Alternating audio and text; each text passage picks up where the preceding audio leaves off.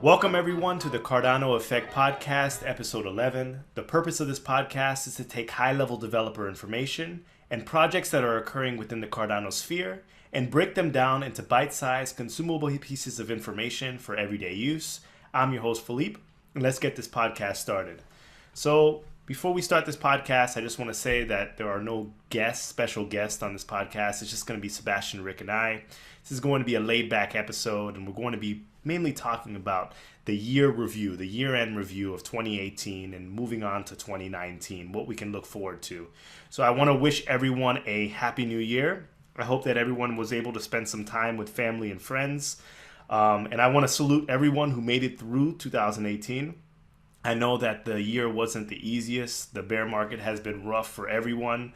But eventually things will turn around. I don't know when, but if you made it this far, you've earned your stripes. It may get a little bit bumpier as we go through, but I think the end result will be a good one. I also want to do we have a fresh start for 2019, and we're moving forward in the right direction, so that's very important. I want to do some quick shout-outs. So shout out to Christian and Kyle.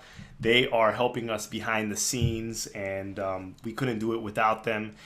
You would be surprised to see how much work goes into this podcast. It's a lot of work, and the editing is a lot of work, and uploading it to all these different platforms, making sure everything is clean, getting our special guests. It's really a coordinated team effort, and Christian and Kyle are definitely the unsung heroes.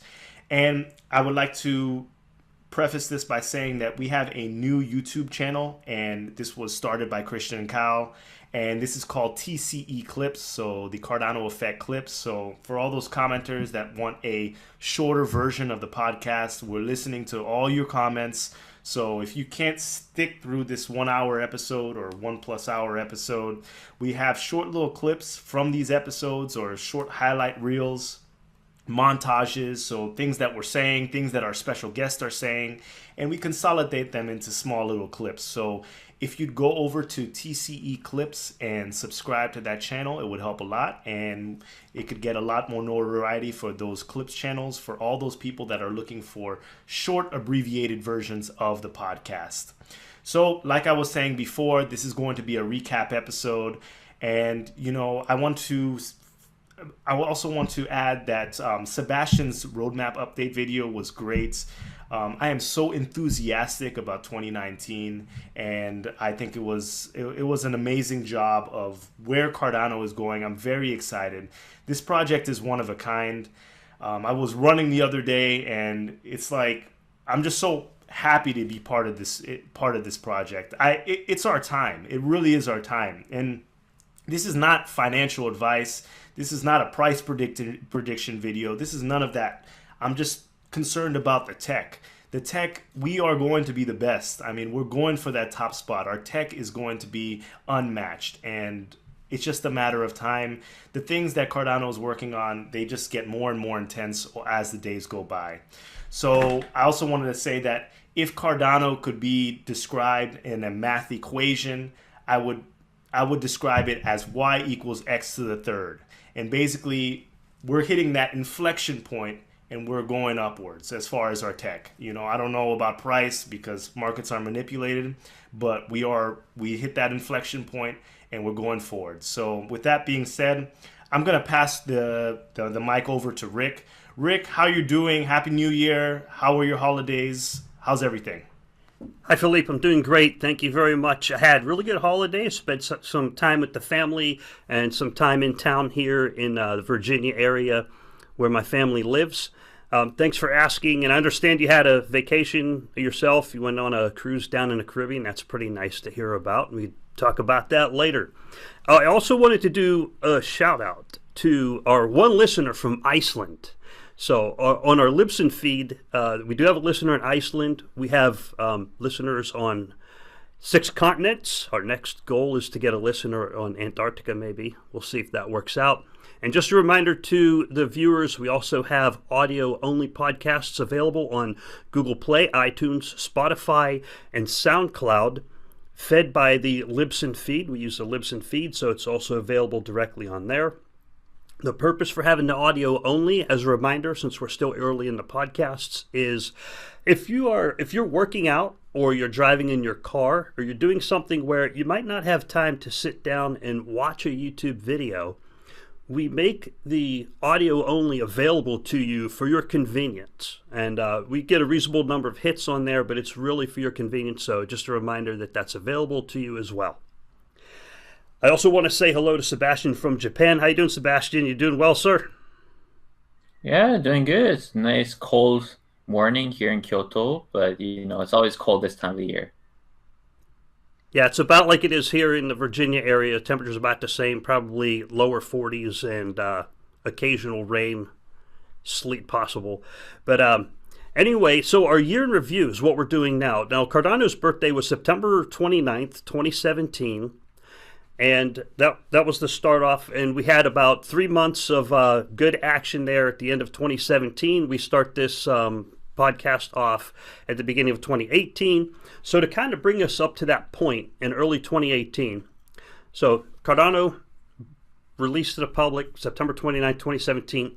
Cardano was a sleeper at first, those first couple of months. But then some YouTube videos started coming out, got people's attention. Bull run kicked in around late December or mid-December 2017. And so by early 2018, ADA was at like about $1.27. I don't remember what the exact all-time high was, but it was way up over, a little bit over $1 in January of last year. Now we're back down to what, about 4 cents as of today. So that's on the price side of the house. But most people are aware what that all-time high was. And then it kind of like bounced downhill all year long from January until December, bringing us around to now, January 2nd. Today is Wednesday, January 2nd, that we're shooting this podcast.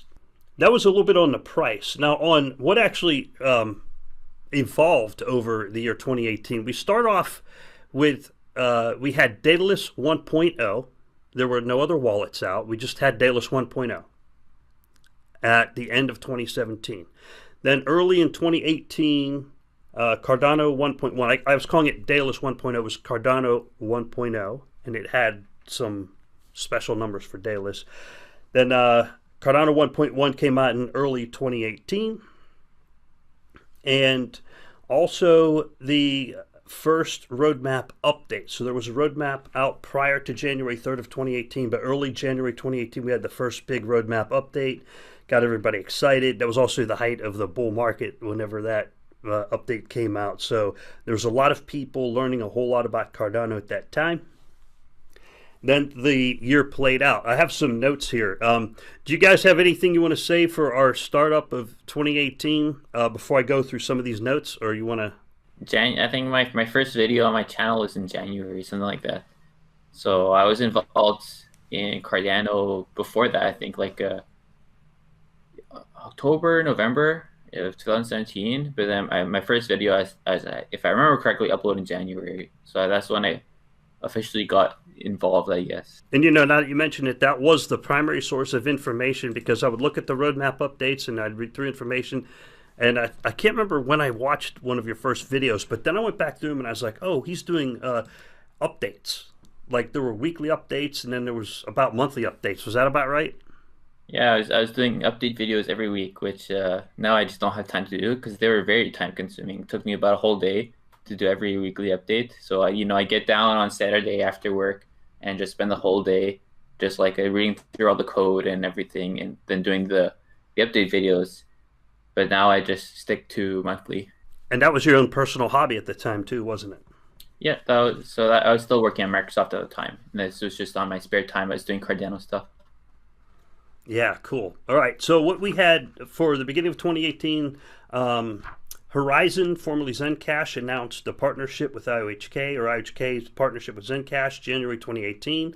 And the announcement was that the Horizon IOHK and IOHK partnership will entail an exciting series of research and development projects focused on building protocol-level decentralized treasury model and conducting a scalability study to ensure Horizon scales properly. So that was some of the big news early January. Also, IOHK announces the research to harden Cardano against quantum computers. Okay, so that's where a lot of the information started coming out on quantum resistance. And what else was it with quantum resistant signatures? Yeah, I mean, so IOHK is still working on this. In fact, Charles made a tweet fairly recently saying they should have some results published in Q1. So if you're interested in quantum resistance, we should have some stuff coming out fairly soon, according to Charles. Good stuff. Like hopefully a research paper that explains how it's going to work. And this is what Cardano excels at, future-proofing their cryptocurrency.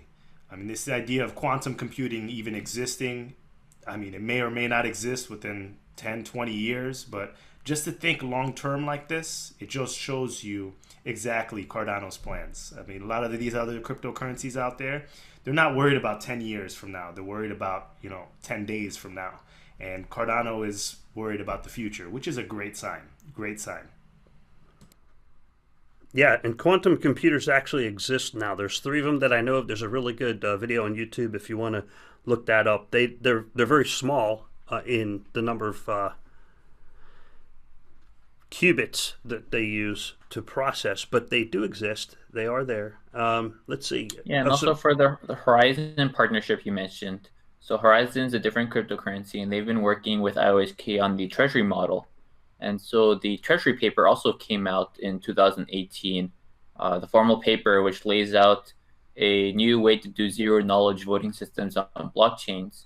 And then so IOHK did the research, and then they passed that on to Horizon, who wrote like a blog post about the topic. So if you're interested, you can read a not-so-technical blog post.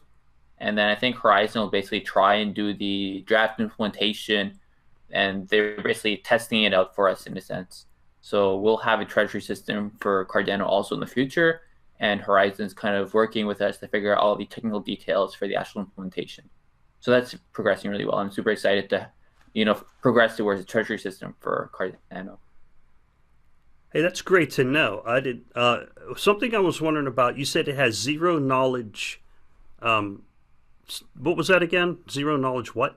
Yeah, you want to be able to tally the votes on an anonymous way, and that's basically what it's for. The paper is not super long. I think it's only like a 30 page or something like that. So as far as research papers go, it's like an average length.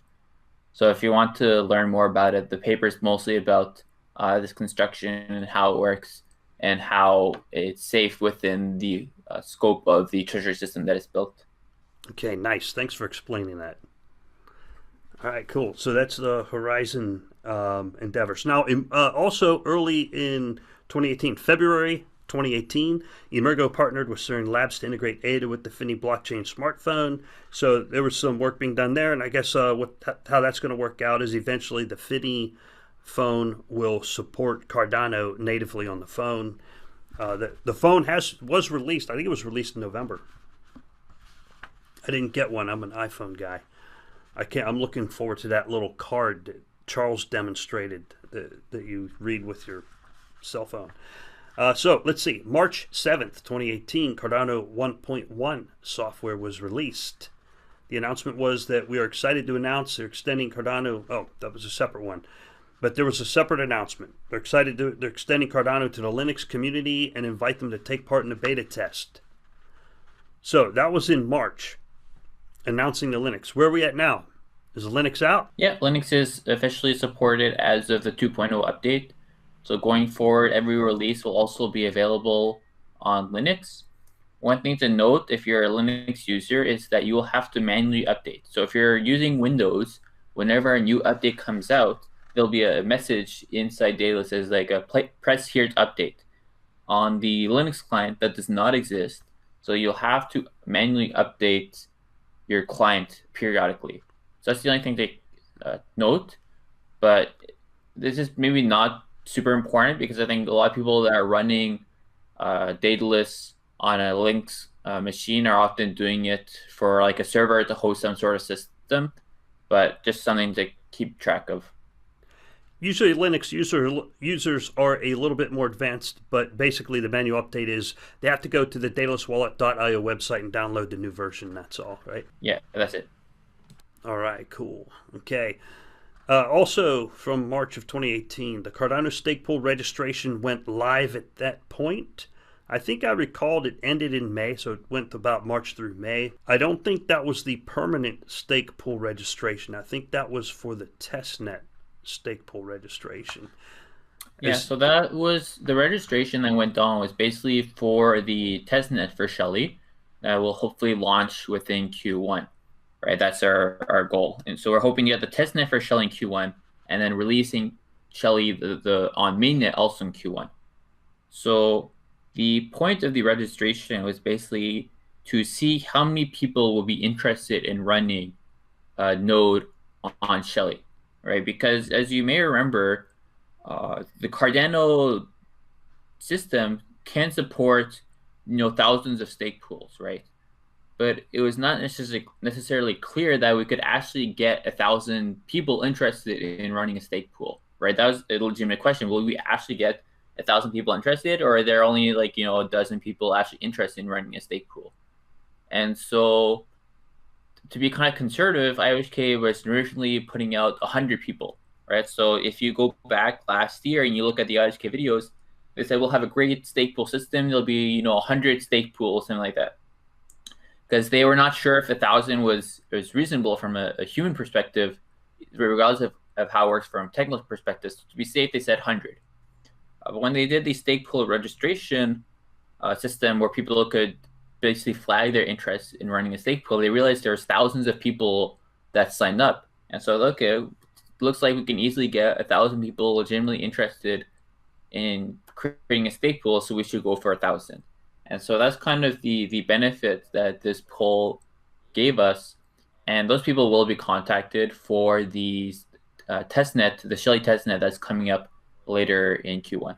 Sebastian, do you know if anyone who is interested after the testnet date completed and interested in running a stake pool, can they still contact? Yeah, my understanding is that it'll be open to anybody. Even if you missed the registration that happened last year, that's totally fine. I think it'll just be open for anybody to participate. That's my understanding. Okay. All right, thanks for expanding on that. Okay, another announcement from April of 2018 is that the first audit report of Cardano was released. The audit was carried out by FP Complete in conjunction with the Cardano Foundation. It is in line with Cardano's rigorous peer-reviewed research approach and the aim for transparency. So that's one thing that I'm very glad to have in the Cardano ecosystem, is that there is auditing by other parties. One organization writes the code, another organization audits the code. I think that's a brilliant idea, and I'm looking forward to more reports coming out later this year. That's all I have on the audit section. What do we got next, Philippe? So next up, on April 26th of this year, of 2018, there was a release of the Ouroboros Genesis paper, and this is the paper that was going into proof of stake, and it was comparing. I mean, it started off talking about proof of work that Bitcoin does and exactly Cardano's ambitions to create this proof of stake protocol. Sebastian, did you want to add anything to the Ouroboros Genesis paper? Yeah, also Ouroboros Genesis is actually what we'll be launching on Cardano. That's our goal. So engineers at IOHK have already started the implementation of Ouroboros Genesis and trying to work out all the details. You can check that out on the GitHub right now. And so Ouroboros Genesis is our provably secure proof of stake model. And so it's going to be really exciting to see this launch, hopefully in Q1, along with Shelly. Great to hear. Great to hear. So moving on to May, we had the Cardano 1.2 release. So that took place in May. Okay, also in May 9th of 2018, there was the Transform Africa Summit, and IOHK was present, and they were meeting with heads of state and government and international organizations. I would recommend that you check out our Cardano Effect podcast episode with John O'Connor. He is the head of African operations, and he really goes into details of what Cardano seeks to accomplish in Africa. And he said that 2019 is a big year, and this is where they're trying to hit milestones. It's not like 2022 or 2025. They really want to transform things starting this year. So this is a big year for the continent of Africa and Cardano. So moving on from there, on May 28th, the KEVM testnet launched, and that is the Ethereum virtual machine, and it's backed by the K framework. So it provides an extra level of rigidity and security for developers to create their smart contracts using the Ethereum virtual machine. And like I said in a previous video, this was a great marketing tool for Cardano. People often ask, oh, why would you even go take the effort to actually build an Ethereum virtual machine when Cardano is supposed to be this much better in smart contracts? Well, this is the way to onboard as many developers as possible. You know, when you go to a car dealership and you test drive, you can test drive any car on the lot, and you know, it doesn't mean you're necessarily getting that car, but when you know you're ready to buy a car, you may contact that dealership again just because of the experience that you had with the previous test drives or previous experience that you had at that dealership. So that's what the analogy for KEVM is for me. I don't know if anyone wanted to add anything to that.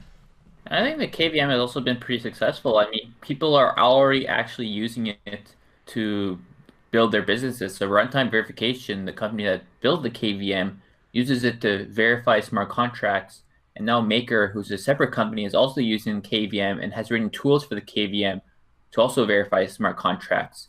And in fact, I think some people in the Ethereum Foundation are hoping to make the KVM the standard for Ethereum virtual machines, which really help us in our ecosystem, because the problem with KVM right now is whenever Ethereum makes an update, we have to spend the money and the time to update KVM to be on par.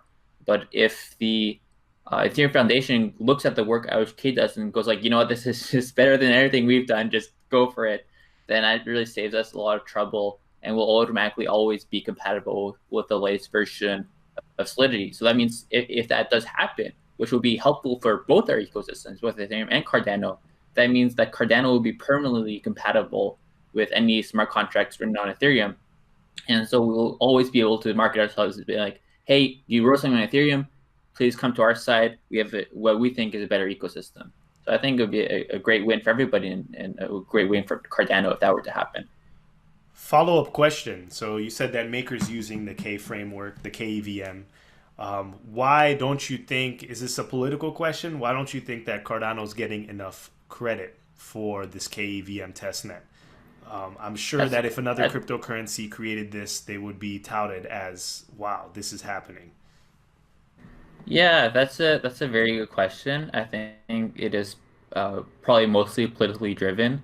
I mean, the people in the Ethereum Foundation are very much aware of the KVM, and they've been told multiple times that IOHK was by far the primary founder or primary funder of the research.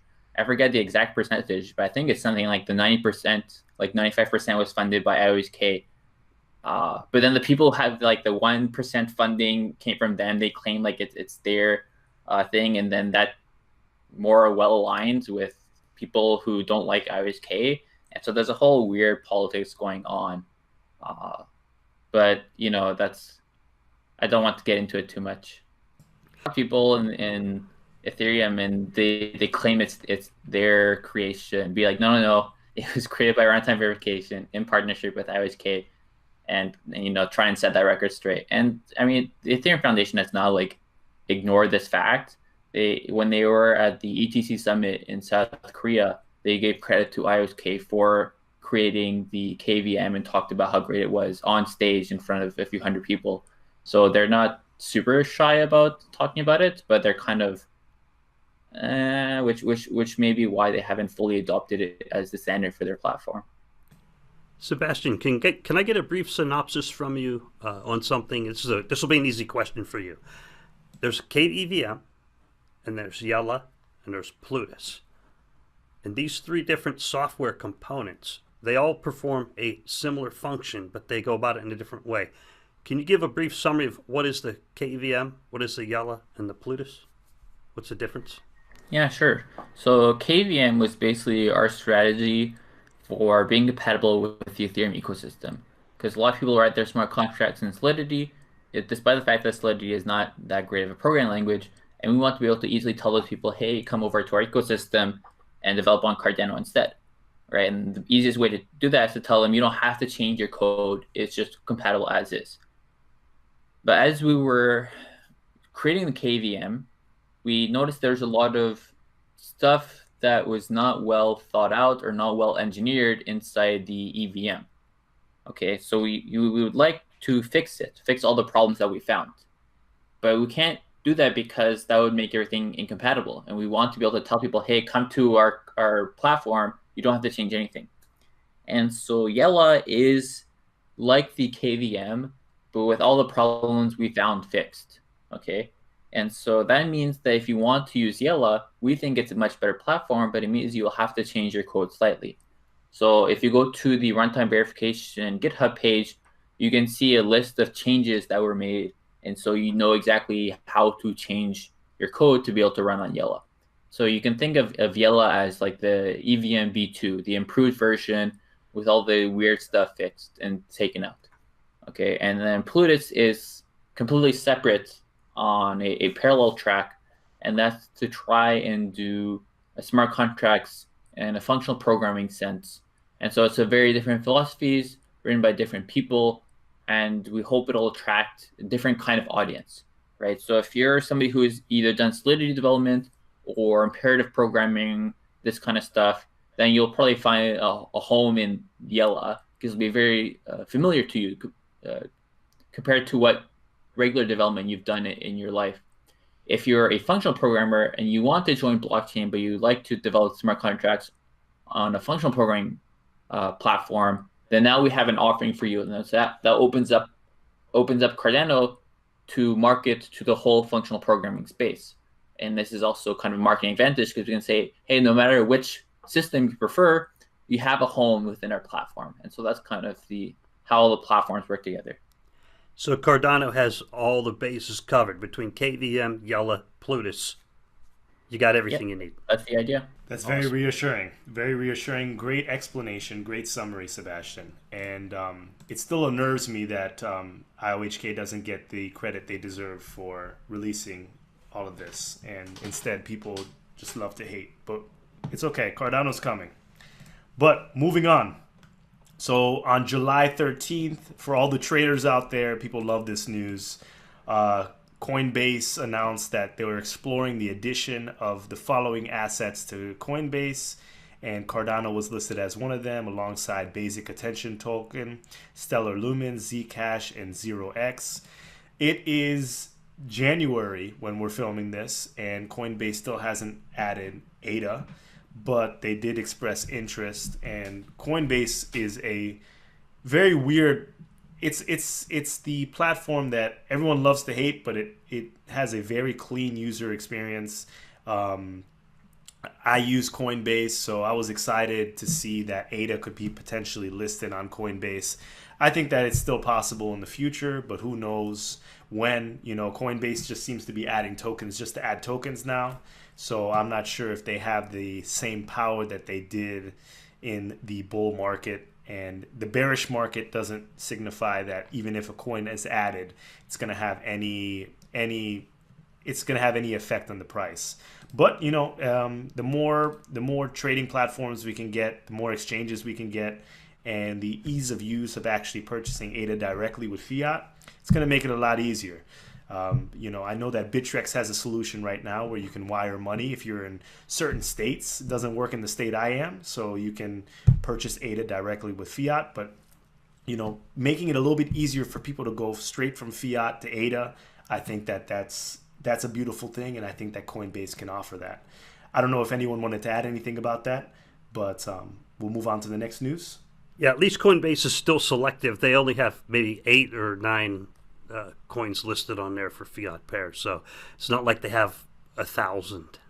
Yes, but who knows? In the future, they may have the way they're going. They may have 1,000, but we'll see. Time will tell. And then in July, later in that month, the Yellow testnet launched. So we are excited to announce the IOHK launch of the second Cardano testnet, which is the Yellow virtual machine, and follows the recent launch of the KEVM testnet. The technology is not only an important step for the Cardano roadmap, but also for the industry in offering robust and reliable financial infrastructure. Developers now have the opportunity to play around with the smart contracts technology that will eventually be offered as part of Cardano and to provide their feedback, which we look forward to receiving over the coming months. And that was a quote directly from Maki. And Maki writes some beautiful summaries and keeps the community informed on the Cardano forum. So make sure that you go over, if you see her around, make sure you send some appreciation, or because she does some great things within the community. So moving on, in August 15th of 2018, IOHK released Icarus to the Cardano community, so developers can now build their own light wallets. And the quote from IOHK is that we hope that this code base will be used as a point of reference to enable developers to create their own secure light and mobile wallets for Cardano. Icarus is a fully open source code base that will be the first step in a range of open source initiatives to provide developers with a suite of tools for Cardano. So in Charles's whiteboard video in 2017, at the end of 2017, he spoke about having solutions for offering ADA, or people can live within the Cardano ecosystem in underdeveloped nations that are unbanked. And this is all that initiative to move towards that. Lighter clients for people so they don't have to have certain specs on their computers to run. And hopefully in the future, we're moving towards being able to run it on mobile devices, and we're going to eventually be able to stake on those mobile devices. I don't know if Sebastian, you wanted to say anything else, but Emergo has been working well, and they released Yoroi, which is their light client and their light wallet. I don't know. You have any words for that? Yeah, so for Yoroi, I would say check out our latest article and the progress update video, because I talk about it in more detail and we've written about it quite a bit. But the executive summary is basically, we hit all our roadmap goals. So we said we get the Firefox client, the mobile client, and then also Trezor support. And we hit all that all in Q4. So for mobile clients and Firefox, we still have to go through the approval process. But if you don't want to wait, you can go to our code base.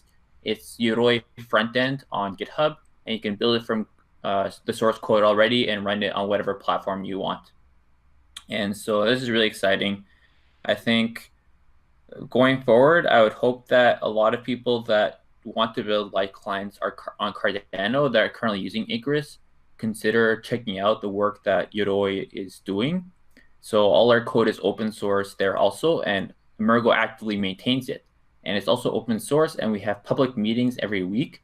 So if you're a company who's trying to build on Icarus or trying to build on Cardano, consider contributing code to Yoroi. We have a process for you to get involved.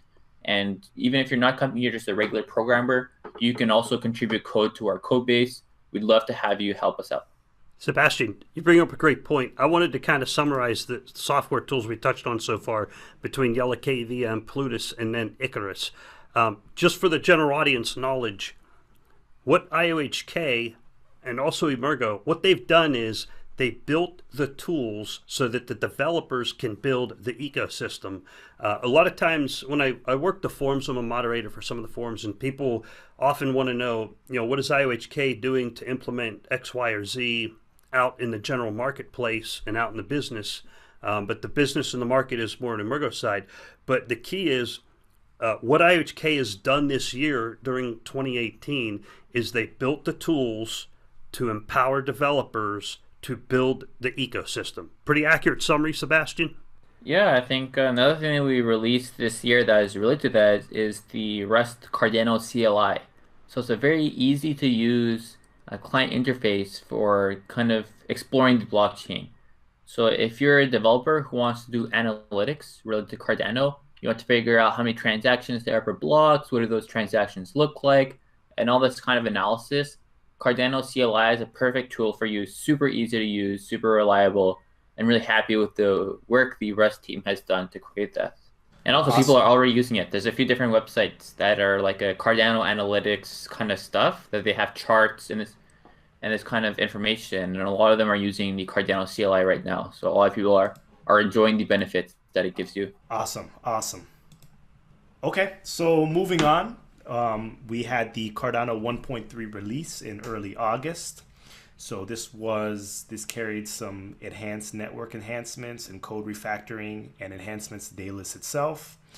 And November 13th, we had a situation over at the Cardano Foundation where Michael Parsons resigned and Pascal Schmidt took over as chairman. So that situation was handled.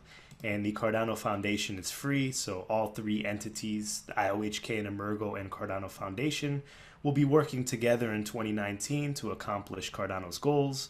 And there's no more friction and things are very smooth now. So moving on from there, we have it was announced in May 9th of 2018, but was launched in November of 2018. And this was the ADA integration on MedApps Plus, one of the largest mobile payment platforms in South Korea. And if you go on the Emergo Twitter, they actually have a short, I think it's like a 23-second video of someone actually going into, I believe it was a diner, and actually using their card to purchase whatever food that they were purchasing. And we talk about this in episode 1 and in various different episodes when mass adoption. And Rick, this is as close as you can get to buying a taco with ADA as possible. I don't know if they were selling tacos at that place, but if they were, mission accomplished. That's what I'm interested in. When can I buy a taco? So the MedApp card is available in over 33,000 stores in South Korea. So I'm sure at least one of them sells tacos. I gotta go to South Korea. So, yeah, that's exciting. I'm looking forward to seeing more integrated. 33,000 stores, that's a lot. I'm looking forward to seeing more YouTube videos of people actually using it in real life. So whoever has gotten their hands on the card, upload a video or maybe contact Rick, Sebastian, or I and send us your footage or something so we can broadcast it to the community or broadcast it yourself. But get it out there. I mean, if you don't have a Twitter, if you don't have any social media platform, just send it to us and we'll try to get it out. I don't know. What do you guys think? Oh yeah, definitely. Put it on a podcast. Perfect. Okay, moving forward, we have the Emergo Yoroi wallet launch in October, and the Trezor support was in December. So, I haven't, Sebastian, maybe you can touch into this. I don't have a Trezor. I have a Ledger, and I haven't bought a Trezor. I don't know if it's just because I've gotten very used to Ledger, but how's that experience, and have you toyed around with it already? Yeah, so we got Trezor support first because the Trezor team finished the integration of Cardano first. Okay, and now that we have the integration with a hardware wallet in Yoroi, it's much easier to add a second hardware wallet because a lot of the code is reused. And so the Ledger team has announced that they will have the update that supports Cardano coming out fairly soon. They said in their next firmware update. So after that's done, then we have to do some more work on our side to add the support to it and then support it in Yoroi. But it should not take super long. I don't want to give any dates because then it's not up to me entirely. There's, it's depending on the Ledger side and a few other factors. So I can't give a concrete date, but we will hopefully see it, sometime soon. Philippe, somebody on the forum compared the Trezor to a Tamagotchi. If you ever remember that little toy from maybe a decade ago. I do. I had a couple Tamagotchis when I was really young. Yeah. That was pretty funny whenever they made that analogy there. Go ahead, Rick. It's only Trezor Model T. There's another model. That one does not yet support Cardano. So Trezor Model T. Trezor has two models. They have the Model T, which supports a variety of cryptocurrencies, including Cardano. And I think they have the Model 1, I think it's called, which only supports like Bitcoin and possibly something else. But so if you buy a Trezor, make sure to buy the Model T. We have a link within Yoroi and on our YouTube videos that is a referral link. So if you want to support the development of Yoroi and you want to buy a Trezor hardware wallet, then please follow the link. And this helps us grow our development team also. Perfect, perfect. And I know people stick to sides in crypto, so there's Team Ledger and Team Trezor, and people usually stick to whatever hardware wallet that they first got introduced to. But pick up a Trezor Model T if you can, and if you can't wait. But Ledger support is coming, so So one thing that I'd like the community to do also is a lot of people in the past have wanted to get into Cardano, but were waiting for a hardware wallet. Not just regular users, but also large groups, right? So there's certain groups that hold a variety of cryptocurrencies, and they usually only want to hold cryptocurrencies that can be safely stored on hardware wallets, for example. And so we need the community to kind of broadcast this information out there to all these groups, make, telling them, the individuals and the companies and the groups, saying, hey, if you were not involved in the Cardano ecosystem in the past because of concerns over hardware wallets, that has been addressed. You can use Yoroi right now with the Trezor T hardware wallet. And so please come get involved with our ecosystem, because the more people we can get involved in our ecosystem, the more decentralized we are and the better we are as an ecosystem. And so as Emergo, we've obviously put out press releases and as much information as we can, but nothing is better than doing the groundwork on an individual to individual basis. So we need the community to really go out and tell people about all the great work we're doing and the various platforms we support. Well said, Sebastian. Thank you. very well said. So moving on, we hit the Cardano subreddit, main Cardano Reddit, hit 70,000 subscribers in December. So that is a huge accomplishment. There's a lot of people that are interested in this project, and there's a lot of community support. And Reddit is a huge place. We have some official Telegram groups where there are a lot of members that are very active. We have members on YouTube. We have members on the forum. So this community is growing. And even if you go on, if you're familiar with any of the balance websites, so where you can check your ADA balance, if you check the UTXO distribution, the number is increasing. People are increasing the number of wallets that they're generating, and that just signifies more users. While the same user may have multiple addresses, there also are new users that are being onboarded into the system. And if you want to verify that, you can just go to any of the ADA, like you can go to adascan.net, you can go to Clio.one. It's great little sites that people have created that really give you the statistics behind your investment. So moving on from there, we had another thing I like to say is, if in the spirit of proof of keys, consider moving your ADA off an exchange into possibly a hardware wallet such as the Trezor Model T. It's like they say, if it's not, if you don't own the key, it's not your crypto. So if you have your ADA stored in an exchange, you never know what's happening. Nothing is as safe as holding your crypto with your keys. Exactly. It's analogous to, if you have cash in your pocket, would you just hand it to some random person and say, hold this for me when I get back? You can give it to me. It's the exact same thing. You need to make sure that you secure yourself. I'm ready. When Ledger support comes out, I'm ready. I have Ledger Nano S's. I'm ready to shoot some videos and put a lot of stuff on this. So I'm ready. Get yourself ready. Get yourself a Trezor or a Ledger and get ready. I'm ready. I've been waiting. So wow, Philippe, it looks almost like they sponsor you, but they don't. They don't. No sponsorship here.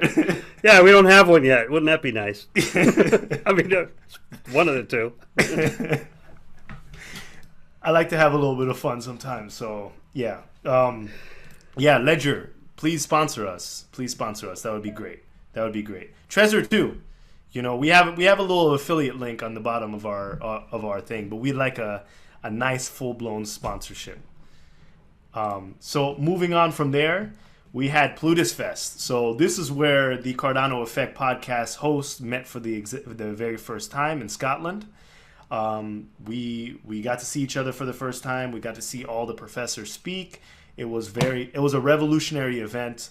They were speaking about Plutus. They were speaking about Marlowe, and a lot of interesting things that Cardano is working on. I really enjoyed it. It was a great experience. I really have nothing to complain about the event. I came with even looking at it through a critical eye, I still don't see anything that went wrong. Maybe the worst thing that happened was maybe it was too short. I wish maybe it was a little bit longer. But besides that, I don't know. What are your thoughts, guys? On the Plutus Fest? Yes. I have all good things to say about it. The experience was amazing. I learned so much stuff. I met all kinds of great people, and plus we had a nice dinner afterwards down there at that place called Under the Stairs up there in Edinburgh, Scotland. So if you feed me, I give you a good review. All right. Had the 1 year anniversary for Cardano in 2018 also, and that was held in Japan, in Tokyo. And at that event, we had a few hundred people join. And then Plutus Fest, which was also in 2018 in December, was in Scotland, where we also had a few hundred people join. And we'll have more events planned in 2019. But it's great to see that not only are we having more events organized, but for every event, we're getting really great turnout. So it really shows the amount of people that are involved in the ecosystem or want to get involved. And so I hope that this is a good indication of the turnout for future events, and also a good indication of meetup group turnout. So I hope a lot of people start organizing meetup groups around the world and start having conversation on a local scale about Cardano and the work we're doing. Very good point. Very good point. I think going to this event, I don't know.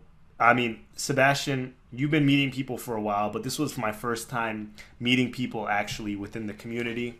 And, you often get, Rick, I don't know if you want to add to this, but, we make YouTube videos, and while we get a lot of interaction, seeing people face to face and seeing how passionate people are is a completely different experience. And you see people from all walks of life, from all these different countries, all these different places, all these different stories, and they seem to have converged into a similar experience, or they share the same passion as you. It's really incredible. I don't know if you wanted to add anything to that, guys, but that was important for me. I love how the crypto transcends international boundaries. It doesn't know the boundaries of countries. It doesn't know any language barriers. It kind of brings it all together. And I think that's what the really cool thing I got out of it. Yeah, I think seeing all these really excited people really wants me to tell them, like, get involved. There's so much going on in our ecosystem, but it can always grow more.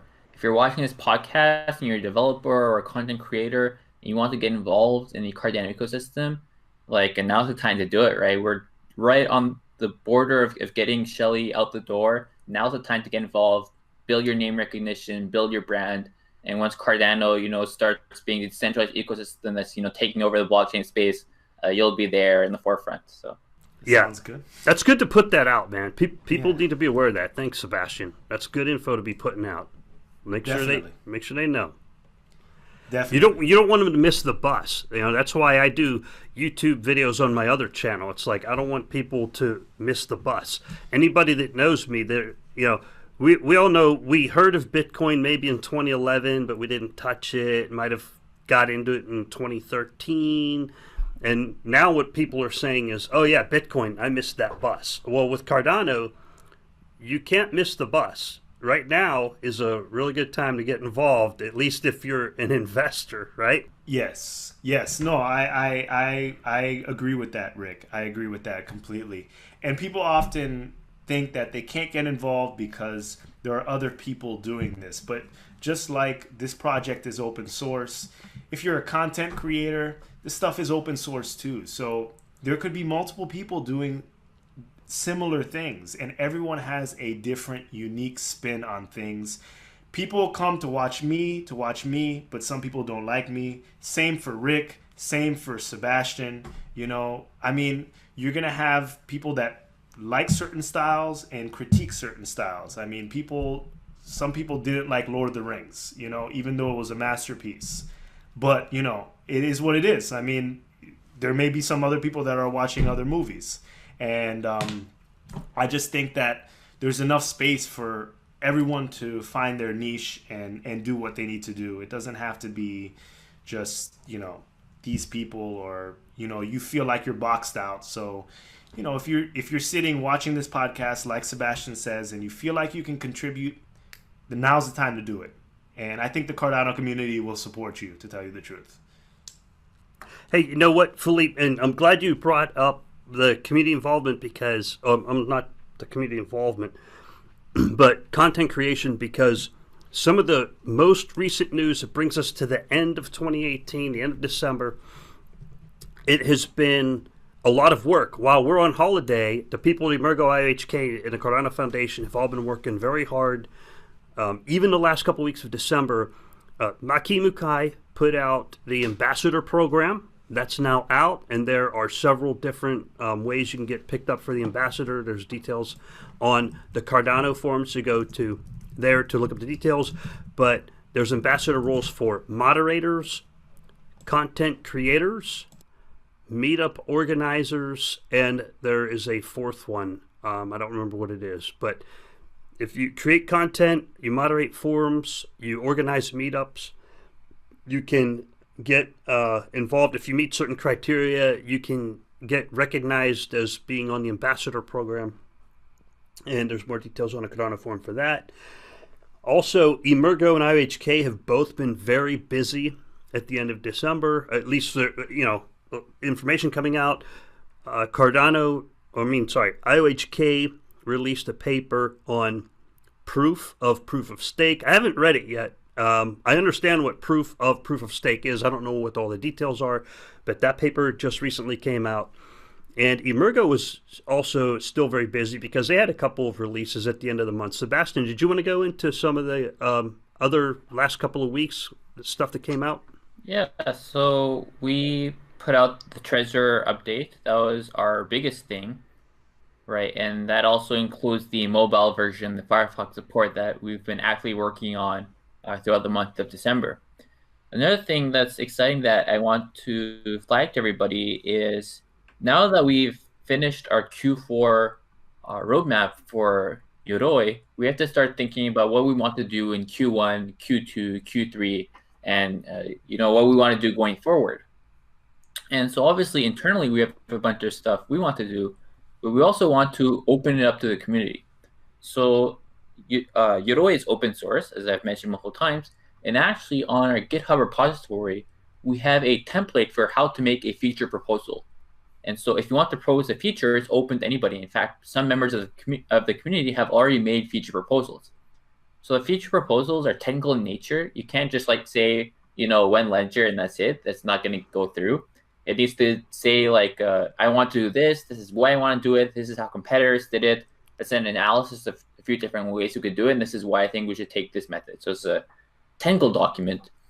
But we want to basically use this process to find out what the community wants us to do going forward.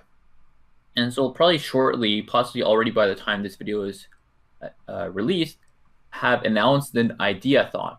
And so we'll basically have 3 days for anybody in the community to make a feature proposal for Yoroi. We'll review all those feature proposals, and then we'll have a triage meeting that will be public and recorded, where we discuss the different features that were proposed and what we think of them.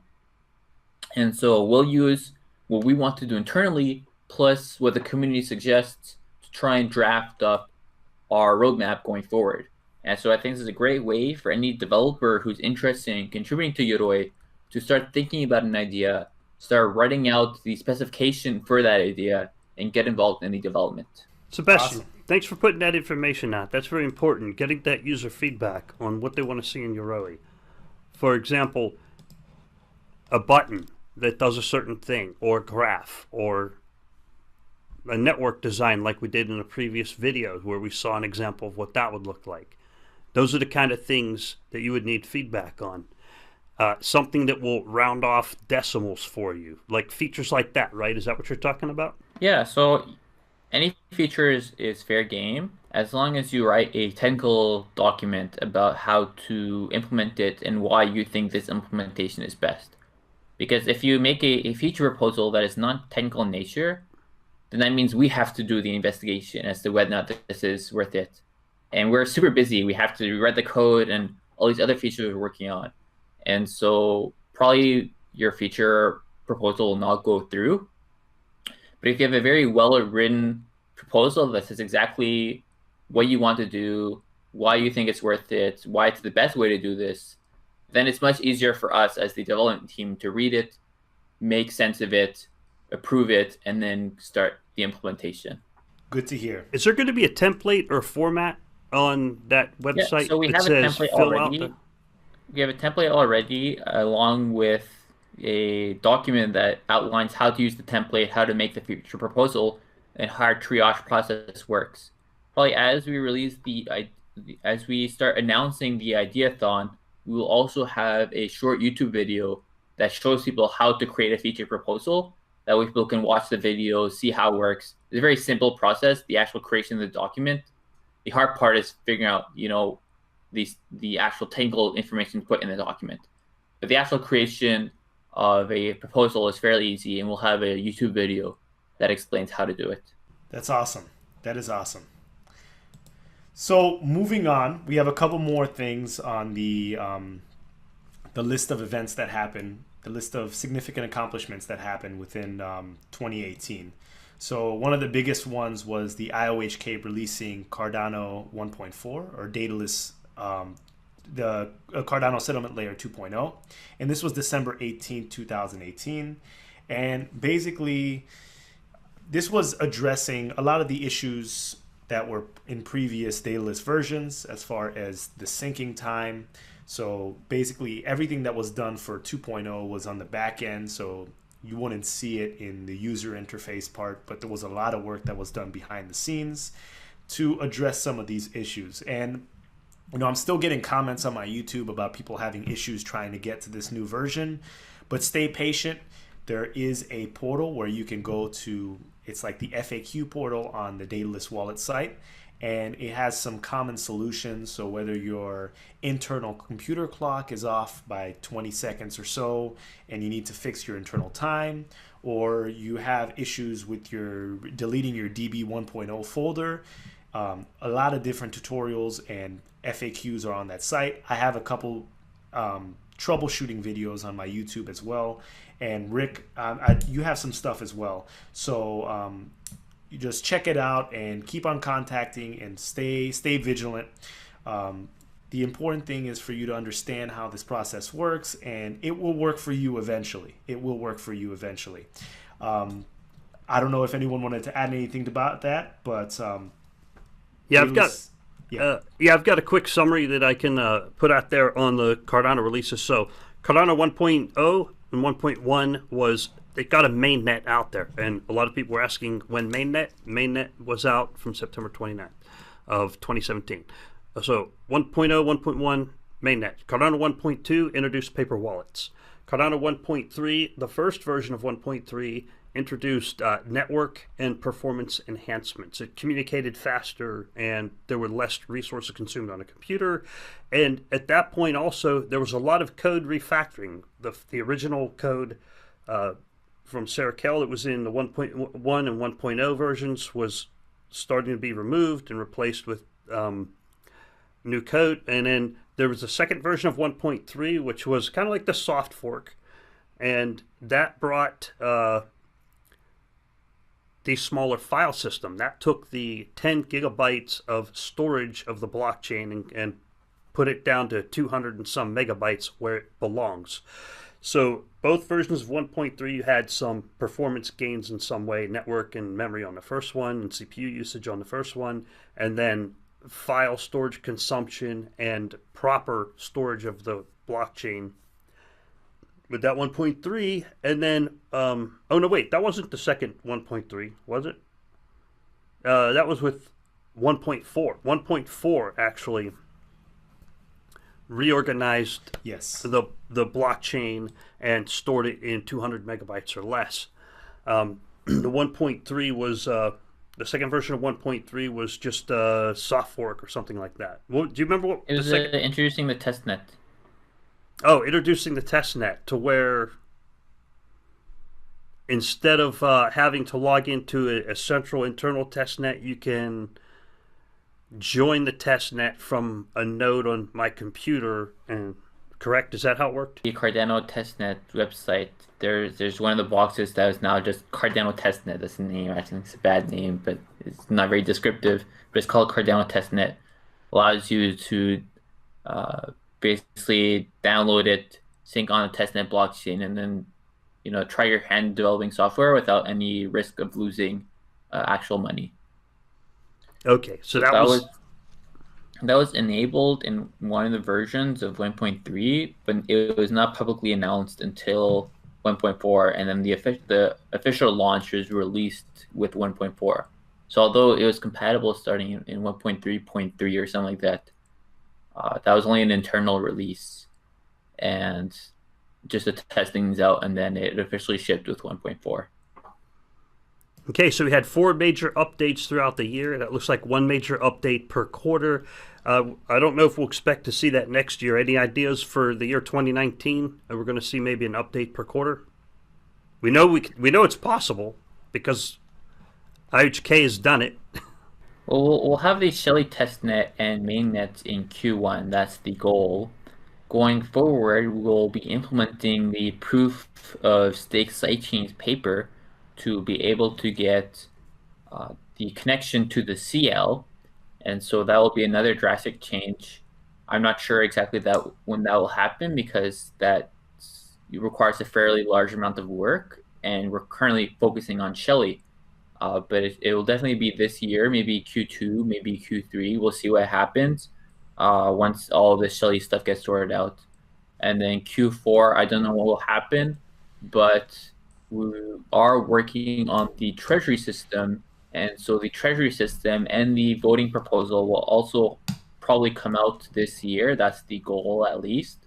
And so we're hoping that, by the end of the year, if everything goes well, we'll have a voting system, a Cardano improvement proposal. And if we're lucky, we may get the treasury system also, but we'll see what happens. Because I think with Shelly and with the Cardano computation layer, we have our hands full. But this is me kind of speculating as an Emergo employee, right? Charles will be able to give a much better estimate based on the resources they have at IOHK. So wait for Charles' announcements about tentative dates of various things. But I'm just kind of laying out a draft idea of what people may expect and can kind of look forward to as we go throughout the year. Awesome. I wanted to touch onto the couple of last things that we need to cover. So there were Cardano meetups and talks in London, Singapore, Moscow, Warsaw, Bogota, Palo Alto, San Diego, Mongolia, Croatia, Netherlands, Nigeria, Iran, and more all over the world. And I think that's going to increase this year, 2019. Cardano Foundation is going to really ramp it up and really allow for the development of meetups, including Emergo and IOHK as well. They're going to be working as a team to make sure that the community is able to host more meetups and people are able to meet face to face and discuss Cardano in better ways. And then also some exchange listings on some smaller exchanges like Cryptopia, BitHum, UBS, Huobi, HitBTC, BitMEX, BitStranex, and multiple different exchanges. So to tell you the truth, I think that we're considering our ranking on CoinMarketCap, we probably have the fewest exchanges out of the other coins, to tell you the truth, which is kind of a good sign because we're this high with these few exchanges. So maybe when we get into more and more exchanges, it may or may not affect the price. But That's that. And I also wanted to touch on in your video, Sebastian, the revamped symphony of blockchains. I think that the new versions are improving. I would recommend, if you haven't checked out the symphony of blockchains, get yourself some noise canceling earphones. Dim the lights and just focus on your computer or your monitor. It's really a beautiful thing. Sebastian, did you want to say anything about that? Yeah, I think it's super exciting projects. I think something we've noticed as a cryptocurrency space, it is really hard to explain how blockchains work, right? You go to somebody and you tell them how Bitcoin works with proof of stake. It's not the most difficult thing. Usually after, an hour or so of explaining the system and maybe drawing on pen and paper, they'll kind of get the idea. When it comes to proof of stake, which is a newer construction, also a much more complex construction, people often get lost in the details. They're not sure how things are working.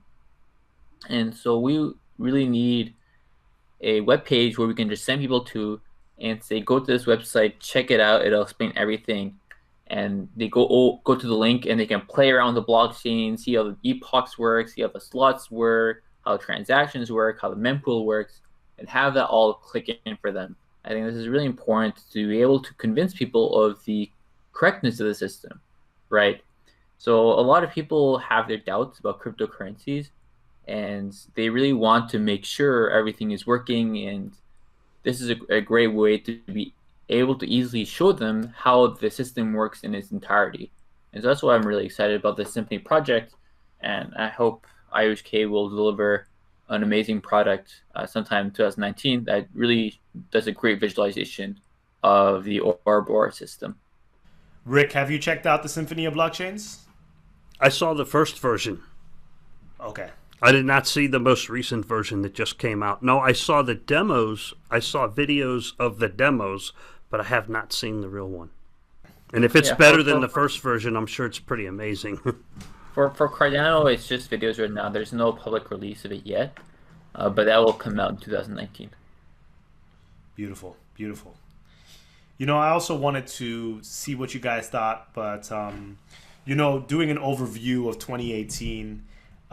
Charles Hoskinson is obviously the CEO of IOHK, and he is a very vocal member of the community. Comparing to other crypto projects, he is probably like the most present within the community compared to other projects. You have a lot of other CEOs and figureheads of other cryptocurrency projects, and they're kind of in the distance. You don't really hear from them, but you really can communicate with Charles, which is something that I really appreciate. I really enjoy.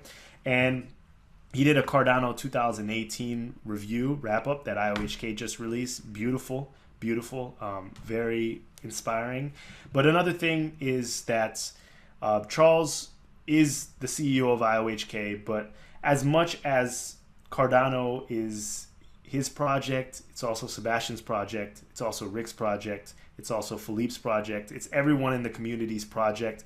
You have as much influence on that project as he does. I mean, I know he's running IOHK, but this system is going to become decentralized. It's really going to be put in the community's hands, and it's really all of our projects. So you have just as much stake. It's not about the amount of ADA that you hold, but it's about like the passion and what you're contributing to the community. If I'm not mistaken.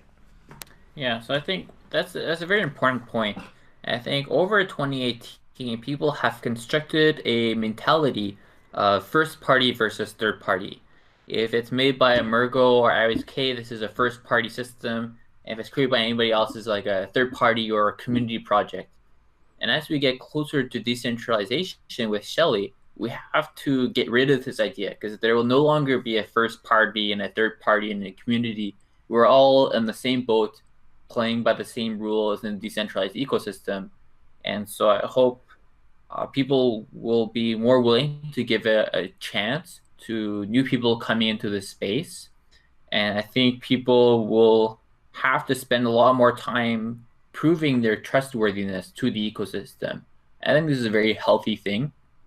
And I think it will have to be a change of mentality by the community. because we'll have to stop using words like third party and first party and community run, because we will all be the community. Everything is community run. Everything is third party. It'll no longer be a first party, and so we need to transition our mentality as we also transition our software. Hey, I'd like to put in a nice plug for the community work moving forward as well. Also, there have been some very nice, helpful, friendly people on Telegram. I'm one of the admins, so I kind of like take some responsibility for doing it. But there's other people who are not admins; they're just other community members. Who a new person shows up on Telegram, and in the last week, Charles helped guide people into the correct Telegram channels.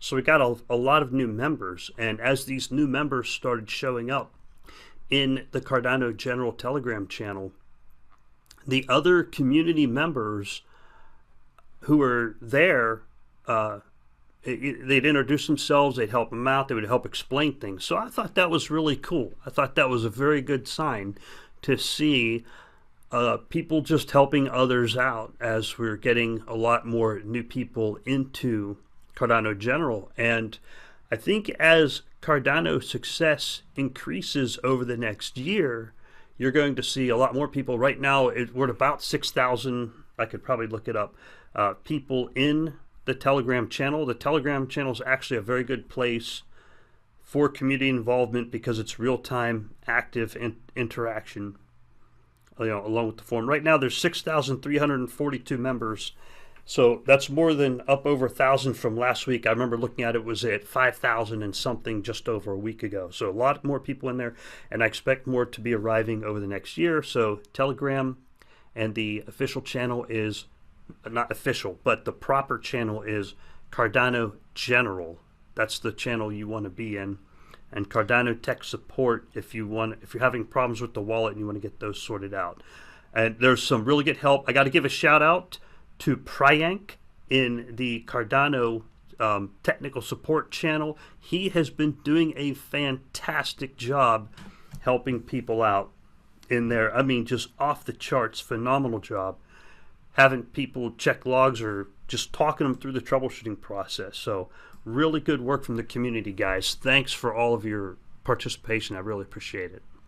So, Philippe, are we going to go on to what do we have for 2019 resolutions? You said something about that earlier. Yes. And I was just going to add quickly, if you're new to crypto and you're just finding Cardano and you want to join and you really want to learn more, but you feel intimidated because you go into these big groups with people with maybe a little bit more knowledge about what's going on within Cardano, just reach out to people. Most people are friendly, and if you get unfriendly responses, that's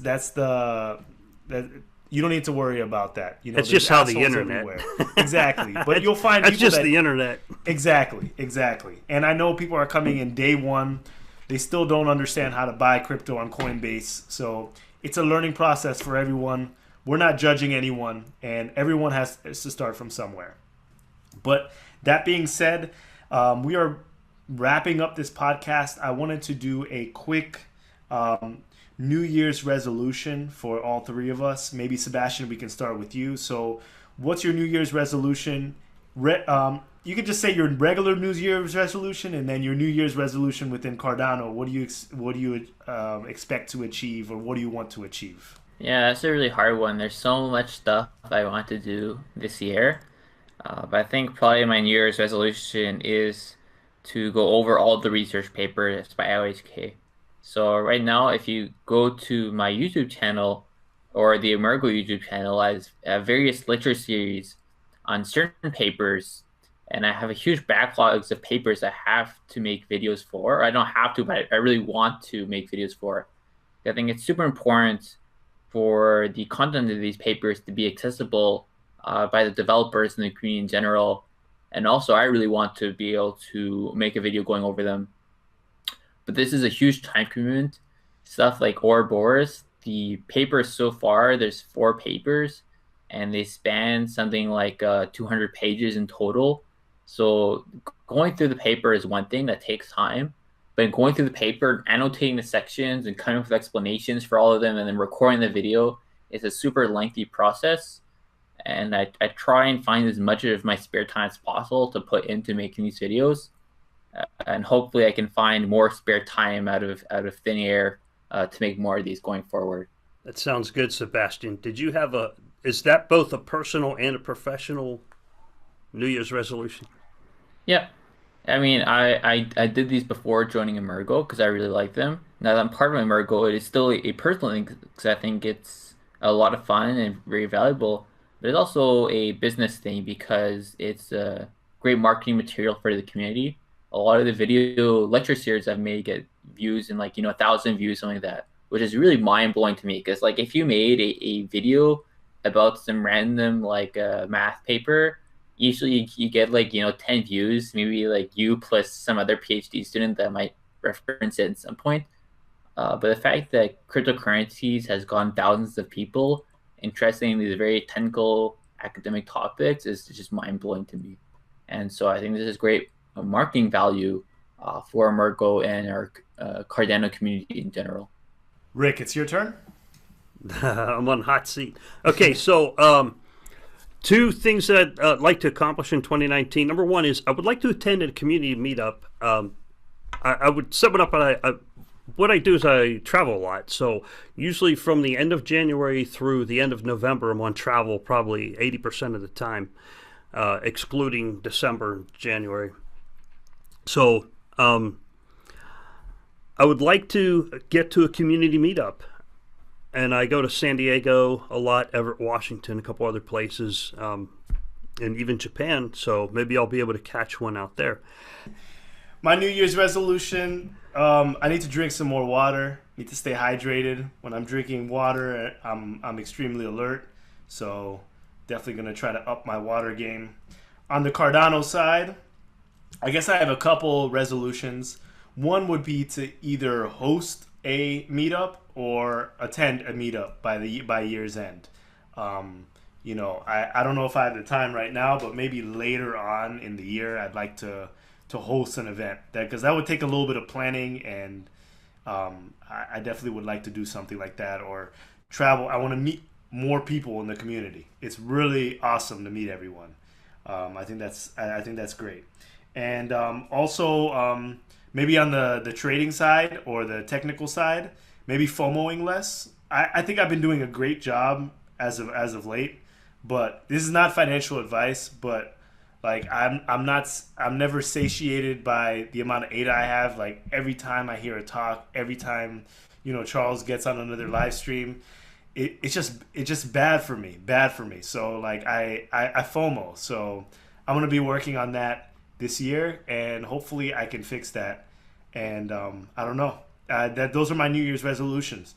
I want to thank you, Sebastian and Rick. We're going to wrap this episode. Went over a little bit over an hour.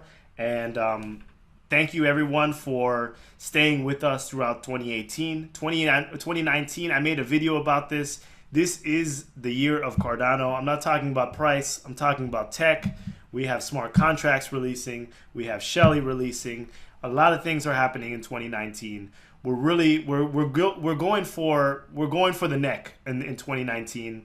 I think it's time. To tell you the truth, I'm scared because I feel like the window is closing in, and there's so much that needs to be done in such a short period of time. I've never seen such. This space is so new, but it's developing so quickly, and before we know it, things are going to be implemented, things are going to be developed. Of course, it's always going to be a dynamic process, but eventually the plateau of creativity and innovation is going to plateau at some degree. Right now, we're going up that inflection point on that y equals x to the third. But once we get to the top, it's gonna slow down a little bit. So I want to make sure that I accomplish everything that I want to accomplish before then. So anyone that wants to feel like they want to contribute, really now is your time. It's crunch time. Q4, you need to step it up, and we're willing to. We want as many people in the community as possible. I love seeing new faces, and it's very interesting. Looking forward to 2019. Rick, Sebastian, you can have the final words. If not, we can sign off. Thanks for a great podcast, Philippe, Sebastian. Y'all have a great day, guys.